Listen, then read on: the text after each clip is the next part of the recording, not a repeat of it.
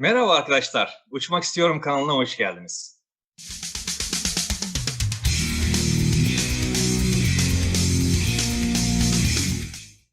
Aerodinamik konusunda kanat profilini incelemeye devam ediyoruz.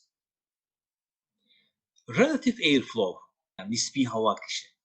Kanadın ileri hareketiyle profilin etrafından geçen ancak bozulmamış hava akımıdır. Relative airflow yönü ve şiddeti aerodinamiklerin henüz profilin varlığından etkilenmediği profilin önünde ölçülen değerlerdir. Arkadaşlar, şimdi şu resimleri dikkatli olarak inceleyelim. Burada bir kanat profili var. Tabii ki bunun ileri bir hava hızı var. Ve bu ileri hava hızıyla beraber arkadaşlar hava akımının karşıdan geldiğini düşünebiliriz. Belli bir mesafeye yaklaştığı an itibaren hava akımı yön değiştirmekte. Kanadın profilinin ön tarafına yaklaştığında bir kısmı upwash yapmakta.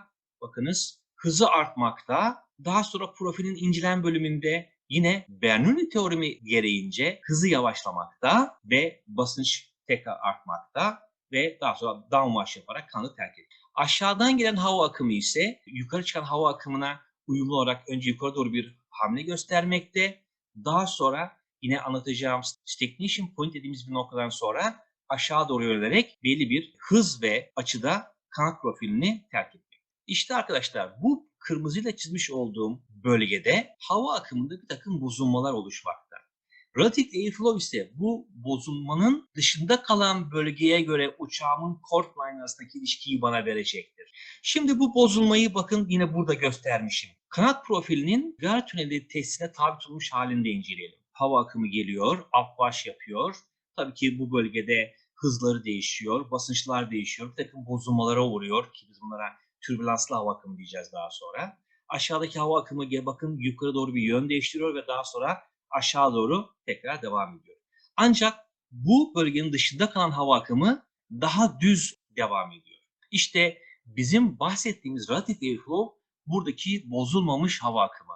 Bakın buradaki bozulmamış hava akımıdır.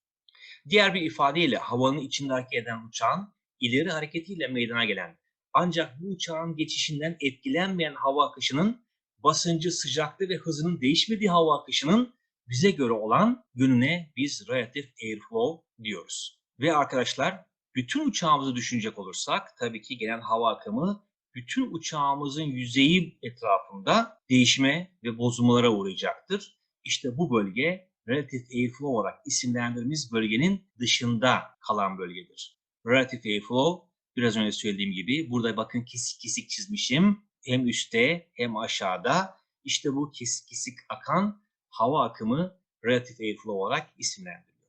Relative wind, relative airflow, free stream flow, free stream relative airflow, undisturbed flow hepsi aynı manada kullanmakta olup uçuş yolunu ifade eden flight path ve speed vector hattını oluşturan uçuş yönüne paralel ve ters yönde akan hava akımıdır. Arkadaşlar özellikle PPL ve ATPL sınavlarına hazırlanan arkadaşlar bakın buradaki relative wind, relative airflow, free stream flow, free stream relative airflow, undisturbed flow hepsi sınavda karşınıza çıkabilir. Ve bunun hepsinin bizim bildiğimiz nispi hava akımı olduğunu unutmayınız. Bu cümlede geçen flight path ve speed vector ise uçağımızın uçuş yolunu kastetmektedir arkadaşlar. Yine bu konuya da ilerleyen slaytlarda daha detaylı değineceğim. Burada kısaca göstermek gerekirse arkadaşlar işte benim uçağımın uçuş yönü bu. Straight and level bir uçuş yapıyor. Yani düz bir seviye uçuşu yapıyor. Ancak kanadımın profili çeşitli açılarda olabilir. Yani hücum açısı, yani angle of attack açısı değişik olabilir. Dolayısıyla relative airflow benim bu uçuş hattıma paralel ve ters yönden gelen hava akımı demek istiyoruz. Yani şuradaki hava akımı benim uçuş yoluma paralel ve ters yönde geliyor olacak. Arkadaşlar bu anlattığım konu bu şekilde kitaplarda karşımıza çıkabilir. Bakınız chord line, leading edge, trailing edge, profilimin upper camber'ı, üst tarafı ve lower camber'ı, alt tarafı ve uçağımın uçuş yolu yani şu siyah hat işte flight path'imi oluşturuyor burada. Flight path diye yazmışım ve buna paralel ve ters yönden gelen hava akımı ise relative wind olarak isimlendirilmiş. Dolayısıyla tekrar özetliyorum arkadaşlar. Relative wind, relative airflow, free stream flow, free stream relative flow, unswerved flow hepsi aynı manada kullanılan kelimelerdir. Bakın hemen burada tekrar bir girdi yapmak istiyorum arkadaşlar. Bu uçak şu anda düz uçuyor. Yani straight and level bir uçuş yapıyor. Ancak düşük süratle uçtuğu için havada tutabilmek için belli bir angle of attack açısıyla uçmak durumunda. Yani hücum açısını arttırmak durumunda ve belli bir hücum açısıyla uçuyor. Ancak bu şekilde uçağım uçuyor olmasına rağmen relative airflow benim uçuş yoluma paralel ve ters yönden gelen hava akımıdır. Tabii bu ters yönden derken benim uçuş hattımın karşısından geliyor manasında kullanıyoruz. Yani relative airflow uçağın uzunluk ekseni veya kort hattı olmayıp uçuş yolu tarafından oluşan hattır. Arkadaşlar bazı kitaplarda bu şekilde karşımıza çıkacaktır. Hatta buradaki açılar da çok sık karşımıza çıkacak. O yüzden yavaş yavaş gözümüze alışsın istiyorum. Bakınız buradaki kesik kesik kalın siyah çizgi bizim uçağımızın uzunluk ekseni yani referans axis. Şurada ince siyah bir çizgi görüyoruz. Bu çizgi ise bakın trailing edge'den leading edge'e doğru geliyor ve daha sonra devam ettirmişiz. Bu benim chord line'ım. Ancak benim uçuş yolum yani şu an tırmanış pozisyondayım. Şuradaki mavi hat benim uçuş yolum.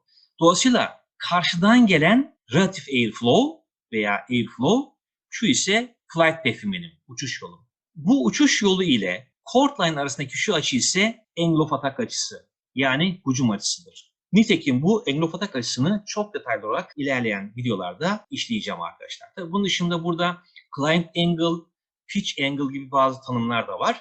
Bunları da detaylı olarak ilerleyen videolarda inceleyeceğiz. Çünkü bir havacının mutlaka bilmesi gereken açılardır bunlar. Kanat üzerindeki lokal hız ve yönünün yani local velocity veya local flow'un relative airflow ile alakası yoktur. Lütfen karıştırmayalım. Yani arkadaşlar bakın tekrar söylüyorum.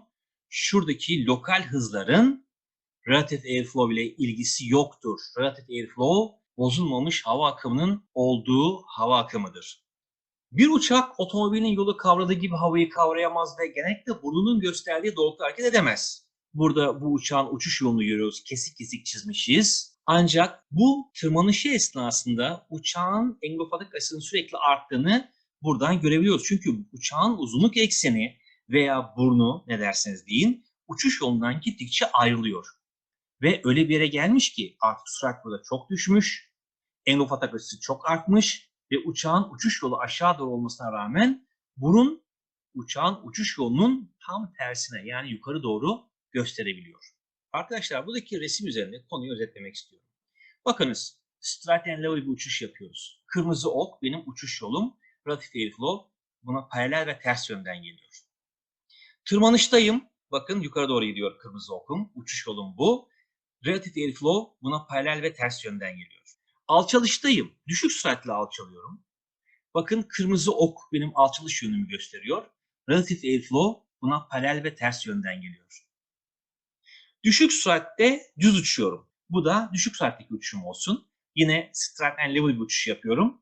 Relative airflow karşıdan benim uçuş yoluma paralel ve ters istikametten geliyor.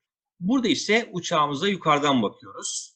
Muhtemelen radarda bir sapma veya başka bir sebepten dolayı veya herhangi bir asimetrik thrust'tan dolayı uçağım krap uçuyor. Uçağımın uzunluk ekseni bu olmasına rağmen uçuş yolu bu kırmızı hattım. Ve relative airflow bakınız benim uçuş yoluma paralel ve ters yönden geliyor. Arkadaşlar bu resmi sürekli hafızanızda tutarsanız bu konuyla ilgili kafanıza takılan bütün sorulara doğru cevap bulabilirsiniz. Burada arkadaşlar bu videoda uçağı havalandıran rüzgarın relative airflow ile hiçbir alakası olmadığını göstermek istiyorum. Bakın buradaki rüzgar atmosferik rüzgardır. Bizim relative airflow'un atmosferik rüzgarla hiçbir alakası yoktur.